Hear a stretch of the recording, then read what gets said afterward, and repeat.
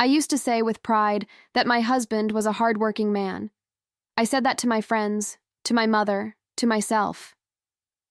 He works too much, I'd say, trying to sound understanding, mature, the perfect wife. And in the beginning, it was true. Lucas was always dedicated, ambitious. One of those men who believe that love is proven by paying bills on time and ensuring security. When we got married, he was already spending some nights awake, solving work problems, answering calls at inconvenient hours. I admired that. Until the early mornings started to change. At first, it was once or twice a week, then 3 times. Soon, almost every night. Lucas would have dinner with me, take a shower, kiss me on the forehead and say, with the same rehearsed phrase, "Honey, I need to go to the office. It's just a quick thing that lasted all night." I would wake up at 2, 3 in the morning, and his side of the bed would still be cold. Sometimes his cell phone would vibrate on the table, and I'd see his name on the screen, but I wouldn't answer. He'd hang up right away. He's busy, I thought. I learned to sleep alone. I learned not to ask too many questions.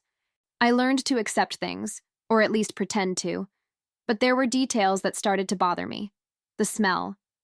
When Lucas arrived in the early hours of the morning, there was a different perfume clinging to his clothes. It wasn't exactly feminine. It was something sweeter, more intense, that didn't suit any office. "They changed the cleaning product there," he replied, when I mustered the courage to comment. I laughed. I laughed nervously. I laughed because I wanted to believe him. Another detail. He no longer talked about work. Before, Lucas complained, told stories, mentioned names. Suddenly, everything became secret. When I asked, he changed the subject.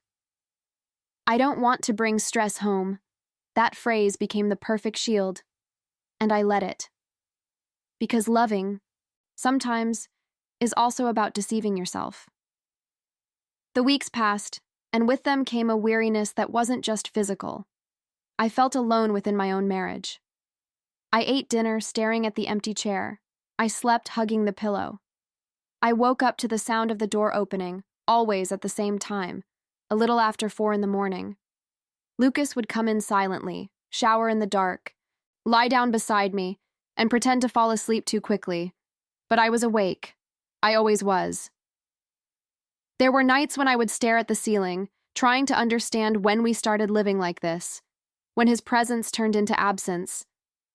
And there was something worse than loneliness. The feeling. I felt in my body that something was wrong. It wasn't jealousy. It wasn't paranoia. It was a weight on my chest, a silent warning that accompanied me throughout the day. I started paying attention to small things. Lucas changed his phone password. He started answering calls in the bathroom. He deleted messages as soon as he read them. "Work, love," he repeated, already impatient. "You need to trust me." And I trusted him. Or I thought I trusted him. Until the early morning when everything changed. It was a Tuesday. I remember because I had made his favorite food. He barely touched his plate. "I need to leave earlier today," he said, avoiding my gaze. "Earlier what time?" I asked. He hesitated for a second that lasted too long. "Now." The goodbye kiss was quick, cold, different. The door closed and something inside me broke. I didn't cry. I didn't scream. I didn't call. I sat on the sofa, staring into nothingness, with a certainty I didn't want to admit. I wasn't going to sleep that night. I picked up my phone, opened the location app we used for safety. It had been months since I'd looked at it, months pretending everything was okay. The little blue dot moved, but not towards the office. It stopped. In a place I'd never seen before. My heart raced. My hands started to sweat. I stared at the screen as if it were going to lie to me, but it didn't. Lucas had been standing there for more than 20 minutes. I grabbed the car keys. "It's just to get this out of my head," I whispered to myself. As I drove through the empty streets, the city seemed complicit in the silence. Every red light was a chance to turn back. I didn't turn back. I parked a few meters from the address. It was an unassuming building. Lights off. No company sign. And then I saw it. His car. My stomach churned. I sat there watching, my heart pounding so hard it felt like the whole world could hear it. Each minute felt like an eternity, until the building door opened, and Lucas came out. But he wasn't alone. Beside him, a woman. They were laughing. They laughed innocently. She touched his arm. He leaned in and whispered something in her ear, something that made her smile in that intimate, dangerous way. My legs trembled. Was that it then? The early mornings, the scent, the silence. My first reaction was to get out of the car, to confront him, to scream, to end it all right there. But I couldn't, because at that moment Lucas did something I never expected. He handed something to the woman, something small. She held it carefully, looked at him with teary eyes, and then I saw it. It was a photo, an old photo. My breath caught in my throat. Because I recognized that image, I knew exactly where it was from, and that meant that my husband's nights weren't what I imagined. And that the truth would be much more painful than a simple betrayal. I stayed in the car longer than I can admit. My hands gripped the steering wheel, my body rigid, my breath short. Every second I watched that scene seemed to tear something away from me. The woman held the photo as if it were a sacred object. Lucas spoke softly, serious now, completely different from the man who had been laughing seconds before. She touched his face. Not like a lover would. It was a restrained touch, trembling, laden with something I couldn't immediately identify, and that confused me more than if they had kissed. She stepped away first, wiped her face, as if trying to hide tears, and went back into the building. Lucas stood there, still for a few seconds, staring at the closed door. Then, he ran his hand through his hair, the same gesture he made when he was overwhelmed, when something got out of control. I knew that gesture.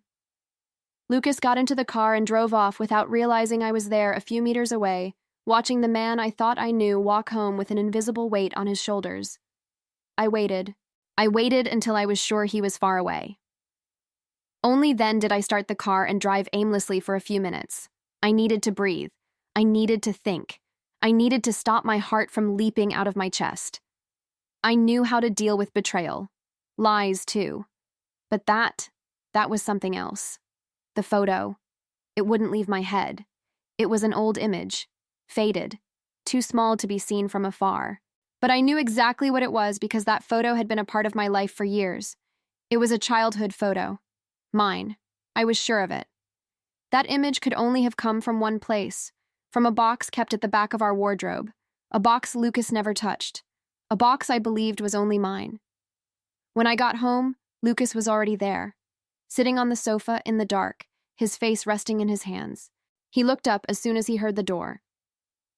"Where were you?" he asked. The question sounded weak, almost rehearsed. "I went out to clear my head," I replied, trying to control my voice. He nodded. He didn't insist. He didn't ask anything else. That hurt more than any accusation. I went up to the bedroom and sat there, on the edge of the bed, waiting for the shower to finish. Each sound of the falling water seemed like a warning that, when he came out, I would have two choices, pretend or confront. I did neither. When Lucas lay down beside me, I turned my back. He sighed deeply, as if relieved that I hadn't said anything. But the silence that night was not peace. It was war. I waited for him to fall asleep. His breathing slowed down. Regular. His body relaxed. Then, carefully, I slid out of bed. My heart was pounding so hard I was sure he would wake up. I went to the wardrobe. The box was there. I picked it up with trembling hands and took it to the bathroom, closing the door carefully. I sat on the cold floor and opened it. Old photos, letters from my mother, memories I had kept since before I met Lucas. And there it was, the empty space. The photo had been removed, there was no doubt. I squeezed my eyes shut, trying to hold back tears. The image of the woman holding that photo came rushing back. The way she looked at it, the care, the emotion. That woman wasn't receiving just any souvenir. She was receiving a piece of her own history. I put everything back as it was and returned to bed, lying down next to a man who now seemed like a stranger. I slept badly. I dreamed worse. I woke up to my cell phone vibrating. A message from an unknown number. "We need to talk. I know you saw me yesterday." The ground disappeared beneath my feet. I sat up quickly, looking at Lucas, who was still fast asleep.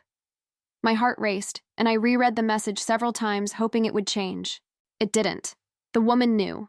She knew I existed. She knew I was there. She knew I had seen everything. Minutes later, another message arrived.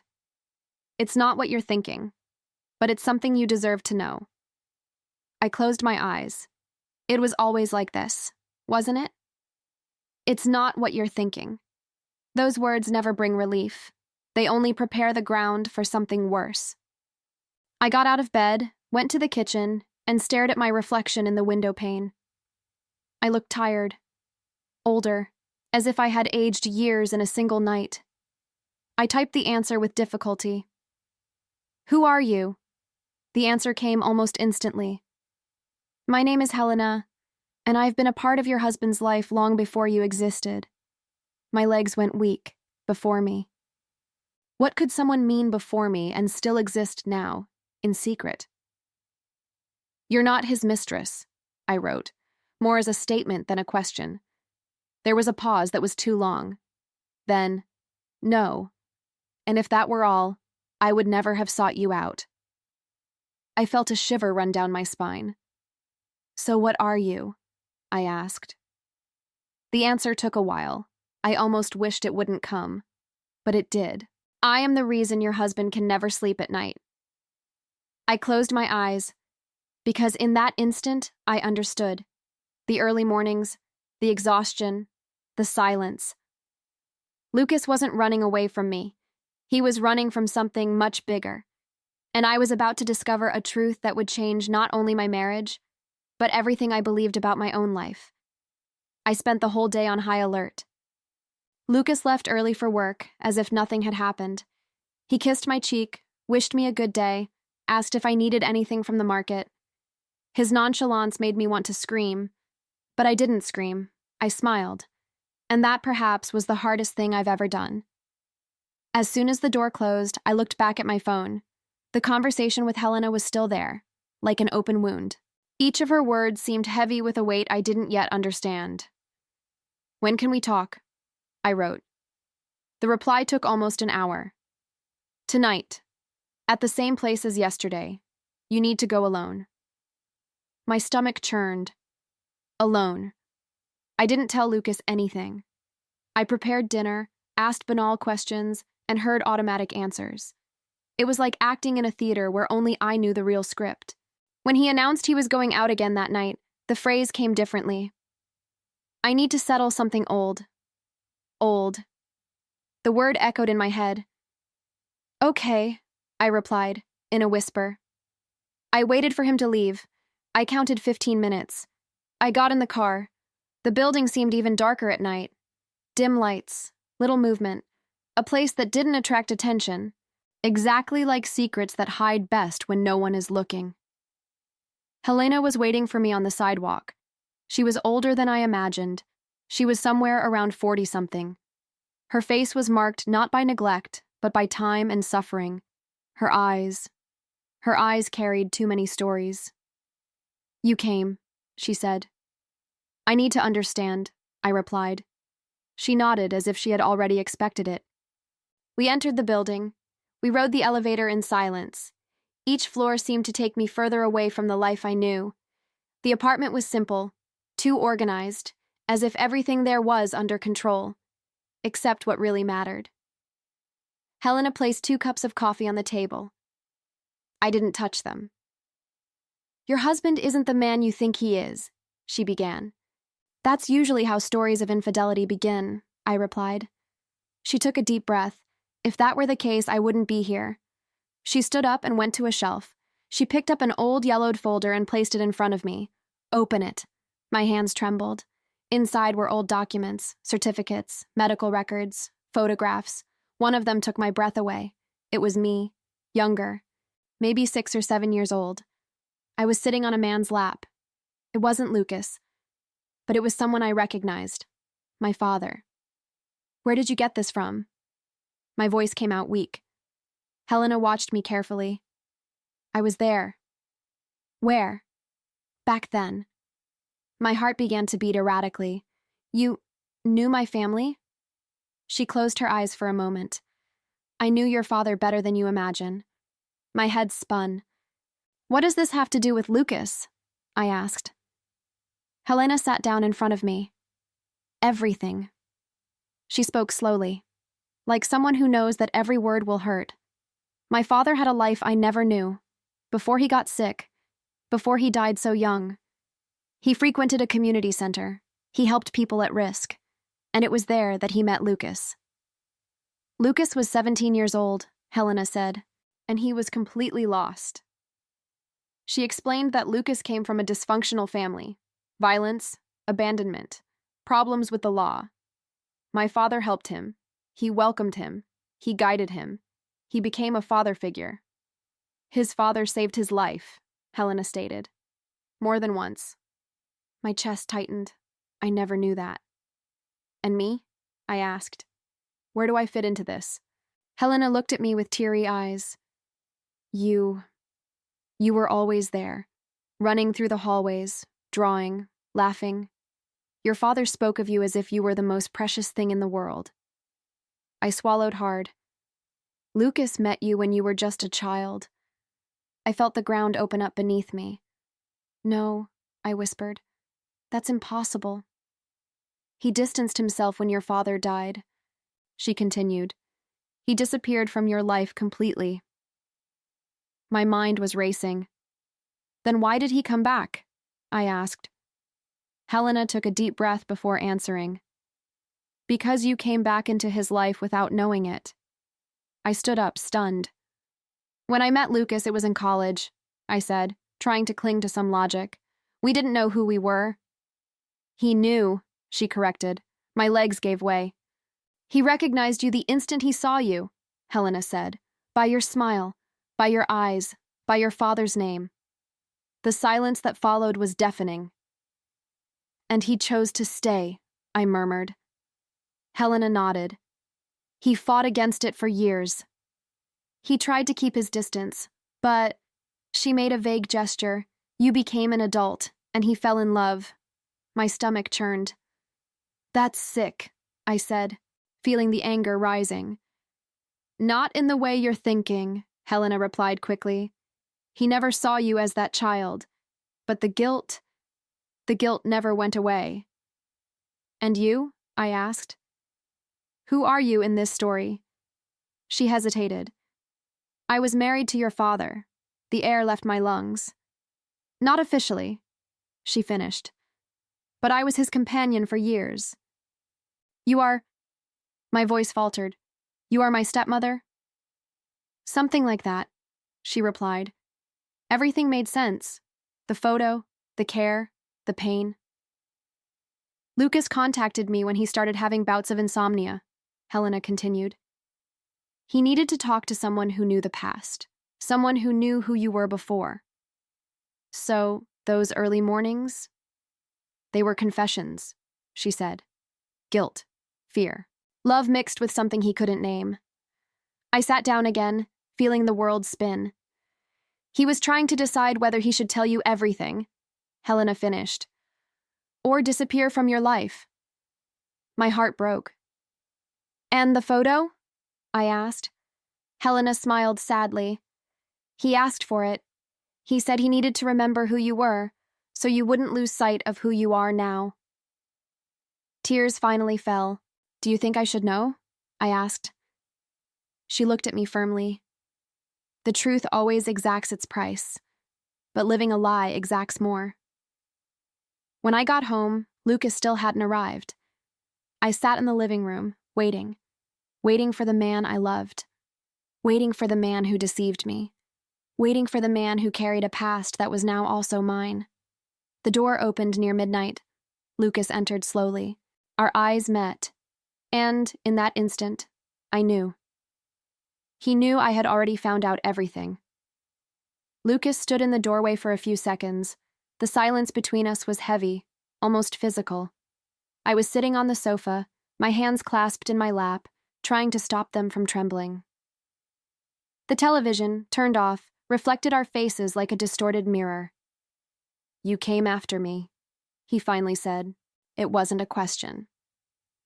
"I needed to understand," I replied. He dropped the keys on the table. The metallic sound echoed through the room. I knew this day would come. That hurt, because it meant he always knew, always expected it, always postponed it. "How long have you been planning to lie to me?" I asked. Lucas took a deep breath and sat down in front of me. His eyes were red, tired. There was no defense there, only exhaustion. "From the day I recognized you." My chest tightened. "You could have left," I said. "You could have said no." "I tried," he replied, his voice faltering. "For months, for years. But you stayed. Because I fell in love with who you are today. Not the child I knew. It was never that. But you knew," I insisted. "And I didn't." He lowered his head. "That's the part I can't justify." We were silent for a few seconds. I felt the anger rising, mixed with something I didn't want to name. "The early mornings," I said. "All this time. They were the only time I could breathe," he confessed. "I needed to talk, to vent. If I kept everything inside, I would go crazy. And lying to me seemed like a better option?" "I was afraid," he said simply. Afraid. A word too small for the damage it caused. "Have you ever thought about telling me?" I asked. He nodded. "Every night and every morning I gave up." "Why?" "Because I knew that the moment you knew, I would lose you." Tears streamed down my face before I could stop them. "You took away my right to choose," I said, feeling my voice break. "You decided for both of us." Lucas moved closer, but I recoiled. "Don't touch me." He stopped. "I don't know what to do now," he said. "I don't know if there's a right way." "There isn't," I replied. "There's only what's honest. And you denied me that." I stood up from the sofa, feeling my legs weak. "I need time," I said. "And space." "Are you going to leave?" he asked, fear in his eyes. "I don't know," I replied. "But I can't sleep next to someone who has turned my life into an omission." I grabbed a bag and started putting some clothes inside. Lucas stood there watching, like someone watching their own house burn down. "I love you," he said.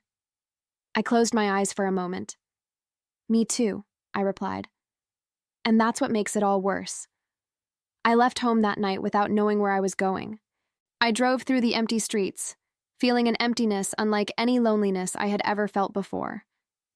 I ended up at my mother's house. She opened the door startled, but didn't ask questions when she saw me crying. She just hugged me. That night, I didn't sleep. I spent hours staring at the ceiling, reliving every moment of my marriage in a new light. Every gesture, every silence, every early morning. In the following days, Lucas tried to call me. He sent messages. He asked to talk. I didn't answer. I needed to understand what I felt before facing what he felt. Helena sent me a short message. "He's devastated, but he understands if you don't come back." That gave me a strange pain. I didn't want him to suffer, but I also couldn't pretend that nothing had happened. A week passed. I began to realize something that scared me even more than the truth I discovered. I missed him, his laugh, the way he looked at me, the life we built. And that made me question something I didn't want to face. Does love survive the truth? Or does the truth destroy everything that wasn't built upon it? On the 7th night away from home, Lucas sent me one last message. "If you decide to leave, I'll accept it. But if there's any chance, I promise I'll never hide anything from you again, not even from myself." I stared at that message for a long time, knowing that the decision I made that night would define the rest of my life. I reread Lucas's message more times than I can count, not because I didn't understand the words, but because I needed to understand what I felt when I read them. Love, anger, longing, fear, everything mixed together in a confusing, almost cruel way. My mother slept in the next room. The silent house reminded me of my childhood, of a time when decisions didn't have this crushing weight. For a few minutes, I wanted to be that girl again, but I wasn't. I was a woman who needed to choose. The next morning, I woke up with an uncomfortable certainty. Running away wasn't deciding. It was just postponing. And I had already been deprived of the truth for too long to keep postponing my own life. I replied to Lucas's message with just 3 words. "We need to talk." He replied immediately, "I'll be home, waiting." I returned home in the late afternoon. The journey seemed longer than ever. Each street carried memories, some good, others now stained by silence and omission. Lucas opened the door before I even rang the bell.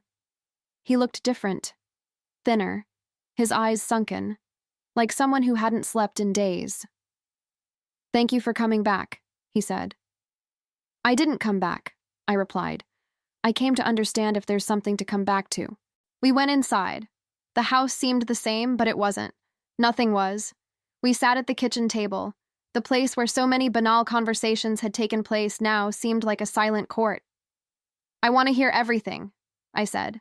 Uncut, unprotected, no lies. Lucas nodded. "I've spent my whole life trying to be a better person than the boy your father knew," he began. "When he died, I lost the only man who believed in me." My throat tightened. "When I saw you in college, it was like seeing a ghost," he continued. "I thought about leaving, really. But the more I got to know you, the less you seemed like that child. You were you, strong, intelligent, alive. And yet you hid everything," I said. "Because I was afraid that if you knew, you would never be able to look at me again without seeing that past. And now?" I asked. "Now I know that hiding it was worse." We were silent for a moment. "I spoke with Helena," he said. My heart raced. "She told me something you don't know." "What?" Lucas took a deep breath. "Your father wanted me to tell you the truth. Years ago." My body froze. "What do you mean?" "Before he died, he called me. He said that if our paths ever crossed again, the choice had to be his, not mine." Tears streamed down my face uncontrollably. "So you disobeyed his last request?" "Yes," Lucas replied, his voice breaking. "And I will carry this with me forever." That revelation hurt more than I expected, not just because of the lie, but because my father believed in me more than Lucas did. "I need to ask you a question," I said. "And I need you to answer with absolute honesty." "Ask." "If you had told me everything from the beginning, would you have let me choose?" He didn't hesitate. "Yes." "Then why didn't you?" He lowered his head. "Because I was selfish. Because I loved you too much to risk losing you, and too weak to respect you as I should have."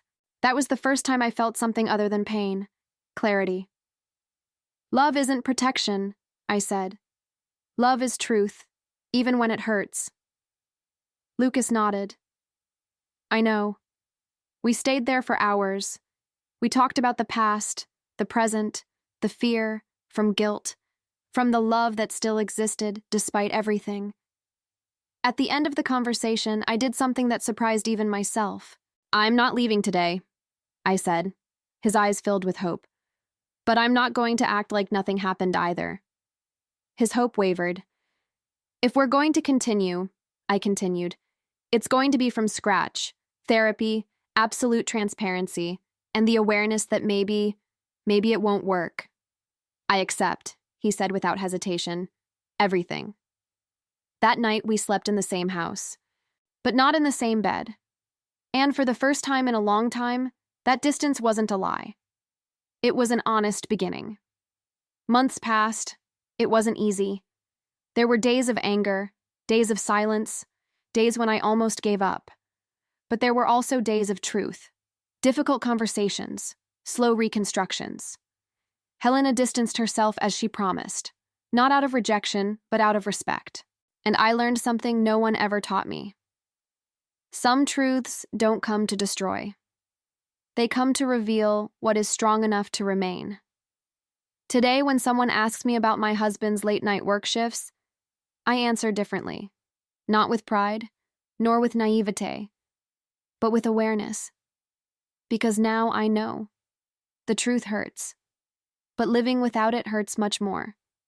Returning to sharing the same space didn't mean going back to being a couple. It meant learning to live with the discomfort. Lucas tried to be too careful. He asked before everything.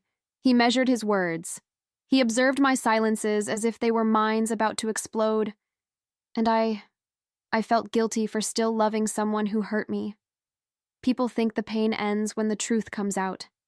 It doesn't end. It changes form. We started couples therapy 2 weeks later. We sat facing each other, with a stranger in between, dismantling the story we had told the world. "What hurt you the most?" the therapist asked me. I thought before answering. It wasn't his past.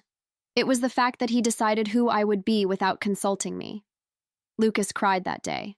Not dramatic tears, contained crying. Out of shame. "I treated you like someone fragile," he said, "when in fact, you were always stronger than me." That didn't heal anything, but it opened a crack. At home, the early mornings remained silent, not because he went out, but because neither of us slept well. Sometimes I would wake up and find him sitting on the sofa, in the dark. "Still here?" I would ask. "Always," he would answer. But now that word had a different weight. I thought I already knew everything. It was arrogance on my part. One night after therapy, Lucas asked me to sit down. "There's something I haven't told you yet," he said. My whole body went on alert. "If you lie now," I began. "I won't," he interrupted me. "Even if it destroys what's left." He took a deep breath. "When I recognized you at college, I looked up your name before talking to you. I felt a chill run down my spine. I wanted to know if it was really you. I needed to be sure." "So you investigated me?" I said. "Yes," he replied, without looking away. "And when I confirmed it, I should have left." "But you stayed," I finished, "because I thought I could separate everything. Because I convinced myself that the past didn't matter anymore." The anger returned like wildfire. "You built our beginning on a conscious omission," I said. "Yes." There was no defense. That night, I slept in the guest room. And for the first time since the discovery, I seriously considered leaving. Not out of hatred, but out of exhaustion. I spent days wondering if love should be so difficult, if rebuilding wasn't costing more than destroying. My mother noticed before I could say anything. "Daughter," she said while we were having coffee, "love can't be an eternal debt." That hit me hard. Lucas was trying, but trying doesn't erase choices. In the next therapy session, I said aloud something I'd been avoiding. "I don't know if I can go on." Lucas didn't interrupt me. He didn't beg. "If staying means losing yourself," he said, "I'd rather see you go whole." That was the most honest sentence he'd ever said to me. And for the first time, I saw something different in him. Not blame, responsibility. I left home for 3 weeks. I rented a small furnished apartment. I took few things. More silence than possessions. Alone, I began to notice something terrifying. I didn't know who I was outside of that relationship.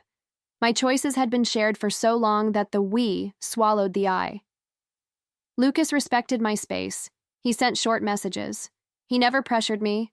And that, curiously, made me want to go back even more. But not in the old way. When I returned, there were no grand promises. There were no speeches. We sat on the floor of the empty living room and established new rules. No truth kept to protect. No comfortable silence. No relationship maintained out of fear. Lucas agreed to everything, but I added one last rule. If one day this stops being healthy, we'll let go. Without guilt. Today, our marriage isn't perfect, but it's real. And I learned something that changed my life. Love isn't about insisting at any cost. Love is about remaining only where the whole truth fits.